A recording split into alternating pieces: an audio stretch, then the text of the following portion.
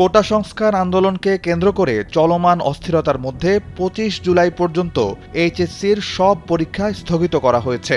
বৃহস্পতিবার আন্তঃশিক্ষা বোর্ড সমন্বয় কমিটির সভাপতি ও ঢাকা শিক্ষা বোর্ডের চেয়ারম্যান অধ্যাপক তপন কুমার সরকার স্বাক্ষরিত বিজ্ঞপ্তিতে এই তথ্য জানানো হয়েছে। বিজ্ঞপ্তিতে বলা হয়েছে, অনিবার্য কারণবশত ২১ জুলাই, ২৩ জুলাই এবং ২৫ জুলাই অনুষ্ঠিতব্য সব শিক্ষা বোর্ডের পরীক্ষাগুলো স্থগিত করা হলো।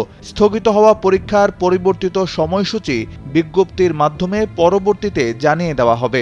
তবে আগামী ২৮ জুলাই পূর্ব ঘোষিত সময়সূচি অনুযায়ী পরীক্ষা যথারীতি চলবে বলে জানানো হয়েছে বিজ্ঞপ্তিতে। ২৫০টিরও বেশি ডিজাইন অপশন নিয়ে ওয়ালটন স্মার্ট ফ্রিজ, বোঝে আপনার প্রয়োজন। এদিকে আন্দোলনকারীদের ডাকা কমপ্লিট শাটডাউন কর্মসূচির অংশ হিসেবে রাজধানী সহ দেশের বিভিন্ন জায়গায় আন্দোলন করছে বিশ্ববিদ্যালয় ও স্কুল কলেজের শিক্ষার্থীরা।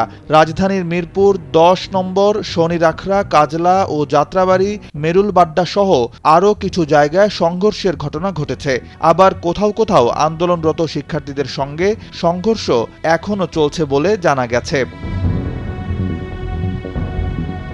বুধবার সন্ধ্যায় ফেসবুক পেজে দেওয়া এক বিবৃতিতে বৃহস্পতিবার কমপ্লিট শাটডাউন কর্মসূচি ঘোষণা করে বৈষম্য বিরোধী কোটা আন্দোলন। কর্মসূচির অংশ হিসেবে বৃহস্পতিবার সকাল থেকেই দেশের বিভিন্ন স্থানে সংঘর্ষের খবর পাওয়া যায়। গণমাধ্যমের খবর অনুযায়ী বৃহস্পতিবার দুপুর পর্যন্ত এসব সংঘর্ষে দেশের বিভিন্ন স্থানে ৪ জন নিহত হয়েছে বলে জানা গেছে।